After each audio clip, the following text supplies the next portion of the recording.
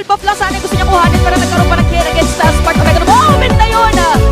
Naagaw yung or nakuha na yung Torre dun sa may Okay! Naku po, ito mga pangyayari nakaka-traumatize talaga. Kaya ito naman agad makukuha ng muna natin. Walang counter ngayon ang Master Vicious. King Kong, natayo na lang Super Friends! Hindi nila masyado ginagastos yung oras nila. Pero mo si Brusco, siya mamamataan sa pagkakataon na to. Pero hindi nakatalo nito si Kirk. Siya rin ay mawawala. Pero yung Beatrix ay nawala na rin. Gonna be a 3-on-3 situation kung sino yung nagsimula. Iba ang tumakos. It's gonna be Fnatic Onyx Philippines. Kahit sabi natin somewhat smatable yan. Pero reserve pa rin. At ang mga papalindir, pwede kang taas, lumamasker ka.